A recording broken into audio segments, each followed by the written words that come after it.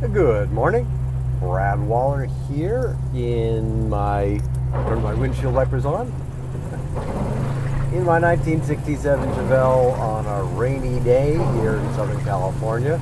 A lot of rain this year. That's good. The droughts, I saw a chart that said the drought's mostly over in California. It looks like southern mid areas still got some drought listed, but a lot of the reservoirs are full all over, which is really good news for us. Hopefully these chattering the windshield wipers don't distract from video, sound, audio.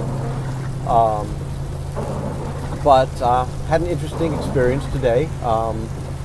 Went to one of the PTA meetings just to support them, but I didn't have anything specific necessarily. But the principal of the school actually talked a little bit about math and Common Core and some of the things they do, and gave a great example of how math is being taught that's different from what it used to be. When I was in school, teachers in the front of the room were watching, listening, and it's just one way, teacher to us. This new system, the teacher basically presents a problem and then talks to them and says, well, how would you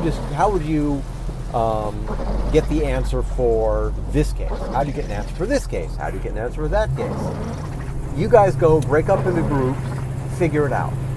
And if you're having problems, go talk to another group. So you had to, and this was what she had to do involve parents doing it.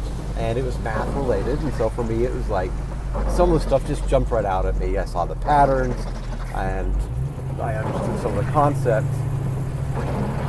But the most fascinating thing was, the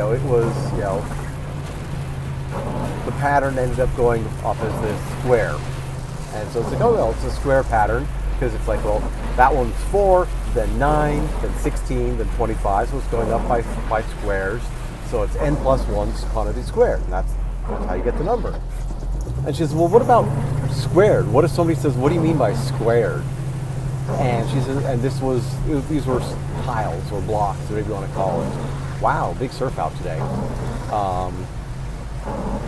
But she says, if you just take these tiles and you take these tiles and you put them over here, it's a square.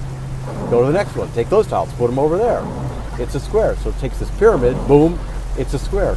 And the whole concept of what is, 2 squared, 3 squared, 4 squared, is an entirely different way of representing it. Something that I'd never seen before, even. I've never thought about it that way.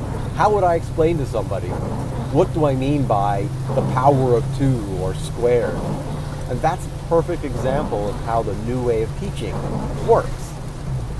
You give people a problem, you let them come up with solutions. You don't have the teacher say, this is how you solve it. There's one way to do it. You do it this way. People coming up with multiple ways of solving it, and then when you're all done, rounding it up. And the whole idea of this whole entire exercise that we did was actually coming up with a quadratic equation.